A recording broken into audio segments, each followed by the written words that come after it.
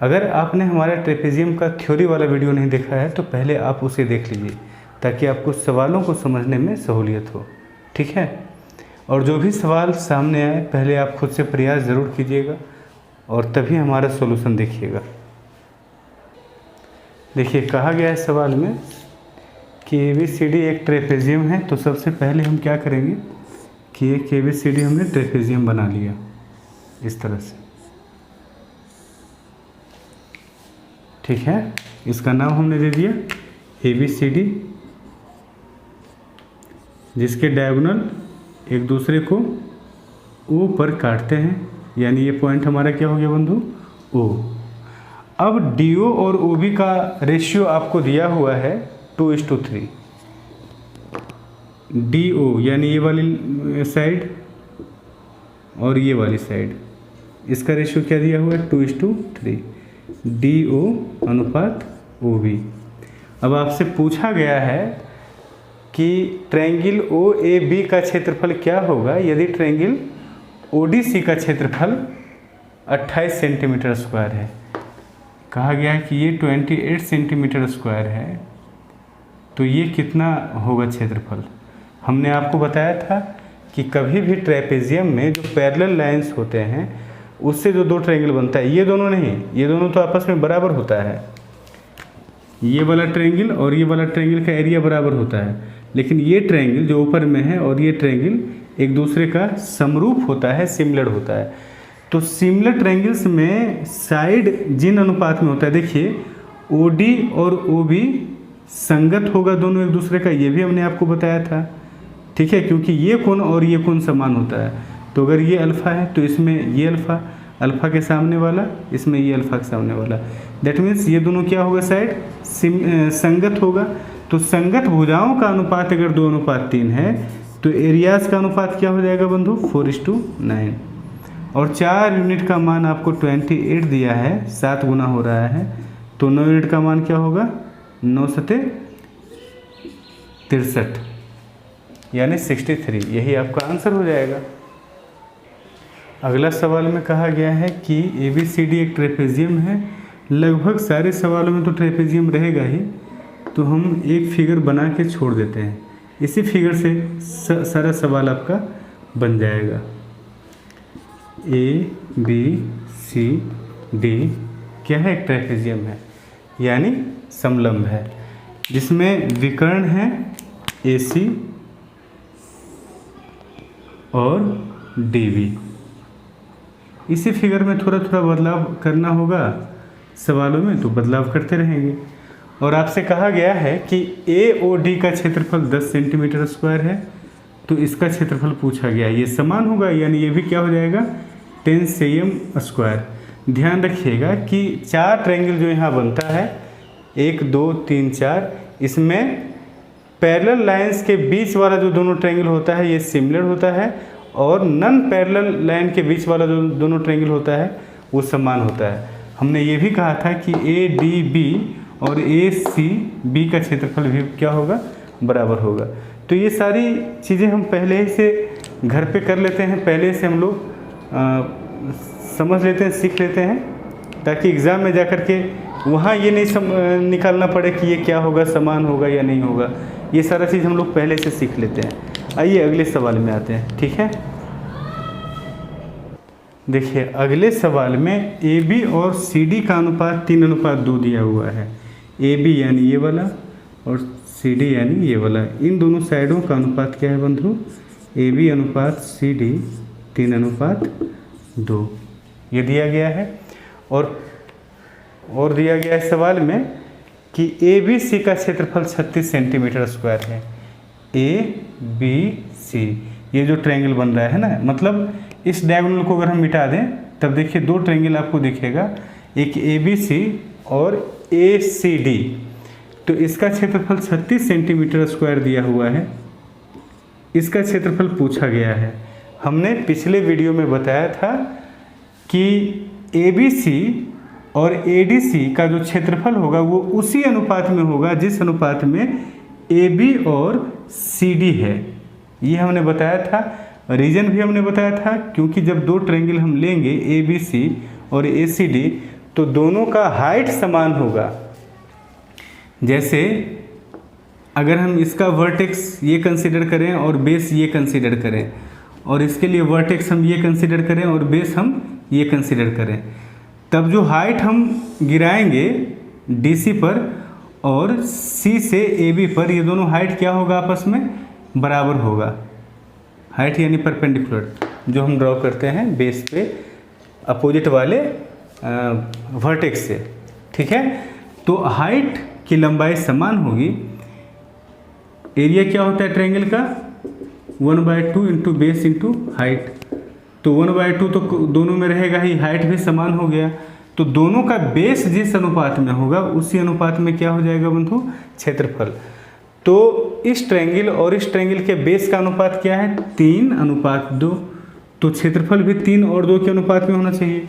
3 unit का मान कितना दिया गया है, 36। 2 यूनिट का मान क्या दिया गया है, 24। हम बार बार आपसे यही कहेंगे कि अगर आपने हमारा ट्रेपेजियम का पिछला वीडियो नहीं देखा है जिसमें हमने थ्योरी को डिस्कस किया है, तो वो आप ज़रूर देखिए।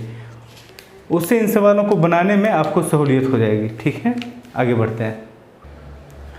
अगले सवाल में कहा गया है बंधु कि ADB का जो क्षेत्रफल है वो 48 सेंटीमीटर स्क्वायर है ना। मतलब ADB ये जो ट्रायंगल हमारा बन रहा है उसका क्षेत्रफल दिया गया है और ACB का क्षेत्रफल आपसे पूछा गया है, ठीक है। आप जानते हैं कि दोनों का क्षेत्रफल समान होता है। पिछले वीडियो में हमने बताया है ADB और ACB जो दोनों ट्रायंगल है, दोनों ही का क्षेत्रफल क्या होता है, समान होता है। क्यों? क्योंकि सेम पैरेलल लाइन के बीच कैसा भी ट्रायंगल आप बनाइए, हाइट तो उनका समान हो ही जाएगा। दोनों ही ट्रायंगल जो है ADB और ACB का हाइट क्या है, समान है। और बेस भी दोनों का कॉमन है ABAB।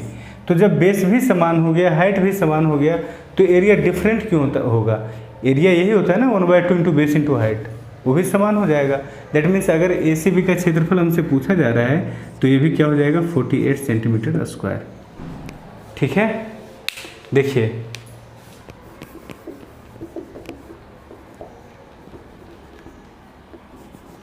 एक सवाल ऐसे भी पूछा गया था, जैसे कि एग्जाम्पल के तौर पे हम दे रहे हैं कि ACB का क्षेत्रफल दे दिया 50 सेंटीमीटर स्क्वायर, और ये अगर O है तो AOB का दे दिया 30 सेंटीमीटर स्क्वायर।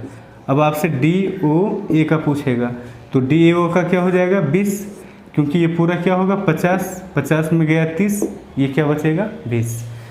तो ट्रेपेजियम का कैसा भी सवाल ज्योमेट्री के अंतर्गत आएगा तो आप आराम से बना लीजिएगा, ठीक है। कोई भी सवाल ऐसा नहीं होगा जो आपसे नहीं बनेगा, जितना थ्योरी हमने आपको बता दिया है। आइए अगले सवाल में आते हैं। देखिए अगले सवाल में कहा गया है कि ट्रेपेजियम ABCD में विकर्ण DB पर A से AP और C से CQ लंब डाला गया, ठीक है। इन दोनों लंबों की लंबाई क्रमशः 7 सेंटीमीटर और 4 सेंटीमीटर है, ठीक है। दोनों हाइट का लंबाई क्या दिया गया है, 7 सेंटीमीटर और 4 सेंटीमीटर। और फिर कहा गया कि यदि AB की लंबाई 14 सेंटीमीटर है तो DC की लंबाई क्या होगी, यही आपसे पूछा गया है। आप खुद पहले प्रयास कर लीजिए और फिर बना लीजिए, ठीक है। पहले पॉज करके खुद से देख लीजिएगा और ये भी सोच लेना, जैसे अगर आपको याद ही होगा कि इसका आंसर क्या होगा, अगर टेक्निकली आपको याद होगा तो कॉन्सेप्ट भी आप रिवाइज कर लीजिएगा अभी ही, क्योंकि बाद में अगर कॉन्सेप्ट आप भूलेंगे एग्ज़ाम में जा कर के तो फिर वहाँ तो आपको याद नहीं आएगा ना। अभी आपने पिछला वीडियो हमारा देखा होगा तो ये सारा ताज़ा होगा, आप बना लीजिएगा सवाल को, लेकिन एग्ज़ाम में जाके प्रॉब्लम हो जाएगा। इसलिए आप अभी ही कॉन्सेप्ट का भी रिवीजन कर लीजिएगा, ठीक है। अब देखिए हमारा सॉल्यूशन, ये 7 है, ये 14 है, 7 दूना 14, तो ये 4 दूना 8 हो जाएगा। जिस रेशियो में ये दोनों होगा उसी रेशियो में AB और CD होगा। इसके पीछे का रीज़न भी हम बता देते हैं, पहले भी हमने बताया है, फिर से रिवाइज करा देते हैं। देखिए दो ट्रायंगल जब हम लेते हैं ABD और BDC, दोनों का आधार हम DB लेते हैं, तो आधार तो दोनों ही ट्रायंगल का कॉमन हो गया, तो एरिया उसी रेशियो में होगा जिस रेशियो में हाइट होगा। अब ये जब हम आधार लेते हैं तो हाइट इसके लिए क्या होगा AP, और इस ट्रायंगल का हाइट क्या होगा CQ। ठीक है, दैट मीन्स ABD और BDC का जो क्षेत्रफल है वो किस रेशियो में होगा बंधु, 7:4 के रेशियो में। अच्छा, दूसरी बात, जब हम इसको मिटा देते हैं, मतलब इसको हम कंसीडर नहीं करते इन दोनों हाइट को, तो हम ये देखते हैं कि ABD और BCD का जो क्षेत्रफल है वो उसी रेशियो में होना चाहिए जिस रेशियो में AB और DC है। पिछले सवाल में हमने बताया था अभी AB और DC जिस रेशियो में है उस रेशियो में इन दोनों का क्षेत्रफल होगा। ठीक है, फिर से देख लीजिए, क्योंकि जब हम ये आधार लेंगे ना तो इसका हाइट ये हो जाएगा, और इस ट्रायंगल में ये आधार हम लेंगे तो इसका हाइट क्या हो जाएगा, ये हो जाएगा। दोनों हाइट समान है। जब हाइट समान है तो जिस रेशियो में बेस होगा उसी रेशियो में दोनों का क्षेत्रफल होगा। अब दोनों का क्षेत्रफल तो है भाई 7:4 के रेशियो में, तो AB और CD भी 7:4 के रेशियो में होना चाहिए, जिसमें कि AB 14 है, 7 यूनिट का मान 14, तो CD आपका क्या होगा, 4 यूनिट का मान 8। ठीक है, बात समझ रहे हैं ना। चलिए आगे बढ़ते हैं। देखिए अगला जो सवाल है इसमें एक ट्रेपेजियम है जिसमें दोनों डायगोनल एक दूसरे को O पर काट रहा है, और इस O से जो चारों वर्टेक्स का डिस्टेंस है उसका लेंथ आपको दिया हुआ है। जब भी इन चारों वर्टेक्स का लेंथ आपको दिया हुआ रहेगा बंधु, आप समझ जाइएगा कि ये दोनों ट्रायंगल को सिमिलर करा करके ही सवाल का आंसर लाया जा सकता है। x का मान आपसे पूछा गया है, तो दोनों ही ट्रायंगल को आप सिमिलर कराने के लिए क्या करेंगे, देखिए आप करें क्या, सबसे पहले जो एंगल्स हैं उनको लिख दीजिए। जैसे ये हमने लिखा अल्फ़ा, तो ये भी क्या होगा अल्फ़ा। ये हमने लिखा बीटा, तो ये क्या होगा बीटा। अब सिमिलरिटी लगा करके जो साइड्स का रेशियो है, संगत भुजाओं का अनुपात, तो उसे आप समान कर दीजिए, x का मान आ जाएगा। जैसे हम पहले ले रहे हैं बड़े वाले ट्रायंगल में, अल्फ़ा के सामने क्या है 3x - 19, तो हमने लिखा 3x - 19 डिवाइडेड बाई, अब इस ट्रायंगल में आ जाइए, अल्फ़ा के सामने क्या है तो x - 5 बराबर, बीटा के सामने इस ट्रायंगल में क्या है तो 3, और इस ट्रायंगल में बीटा के सामने क्या है तो 3 - x। अब यहाँ इसे हम सॉल्व करके आराम से x का मान निकाल सकते हैं। देखिए हम मल्टीप्लाई कर रहे हैं तो 9x - 57 - 3x² और प्लस 19x, यही हो गया ना, बराबर क्या हो जाएगा 3x - 15। ठीक है, ये हो गया आपका 3x आकर के इधर माइनस हो जाएगा, तो ये 6 19 6 25, 25x आपका प्लस में है। साइन सबका आप चाहें तो चेंज कर सकते हैं अभी भी, लेकिन अगर परेशानी हो 3x² माइनस में है, और जो कांस्टेंट है -57 ये आ जाएगा जब इधर, तो ये क्या हो जाएगा -42। इतना बराबर क्या हो रहा है 0। That means 3x² - 25x plus 42 equal to क्या हो रहा है 0। तो यहाँ से आपका x का मान आप आराम से निकाल सकते हैं। ठीक है, जैसे देखिए 42 गुना 3 कितना होता है 126, 126, और 18 गुना 7 क्या होता है 126 होता है। 18 + 7 25 हो ही जाएगा। दैट मीन्स x का 2 रूट आएगा, -18 और -7 हो रहा है ना, तो माइनस माइनस प्लस 18 कोफिशिएंट से हम डिवाइड करते हैं 18/3, और फिर 7/3।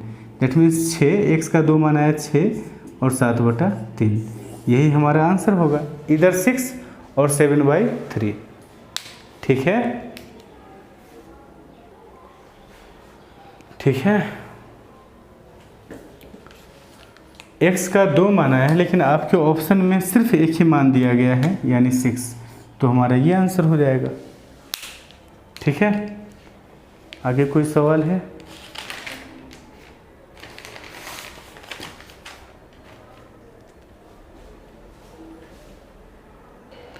अगला सवाल में कहा गया है कि दोनों पैरेलल साइड की लंबाई क्रमशः 7 और 5 है।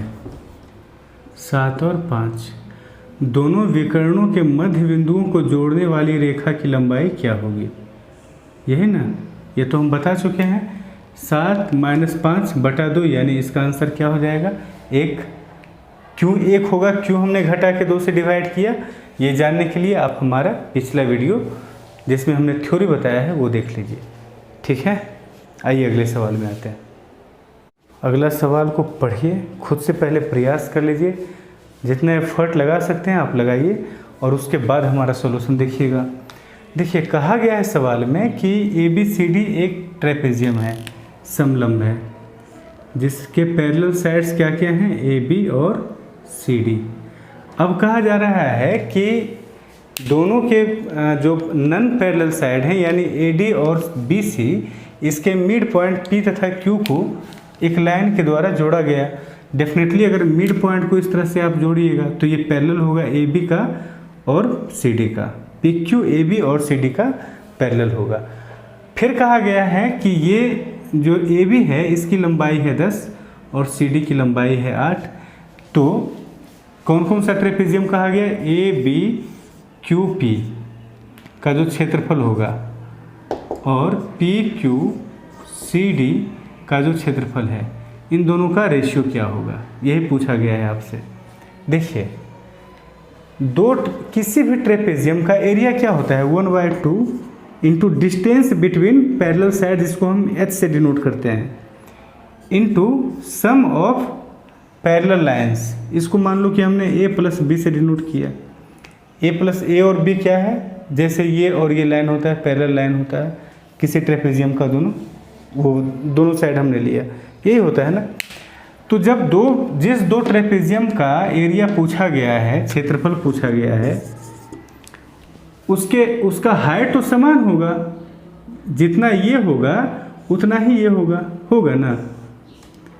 ये दोनों समान होगा क्योंकि ये मिड पॉइंट को जोड़ रहा है। इतनी बात तो आपको समझ में आनी चाहिए। ठीक है, जब हाइट समान हो गया तो हाइट इशू नहीं रह गया, और 1/2 तो दोनों ही के एरिया में होगा, हाइट भी दोनों का समान ही है, तो दोनों का क्षेत्रफल उसी अनुपात में होगा ना, जिस अनुपात में पैरेलल साइड्स का योग होगा। ठीक है, अब इस ट्रेपेजियम को देखिए, इसके पैरेलल साइड कौन कौन है? AB और PQ, और इसके पैरेलल साइड कौन कौन है?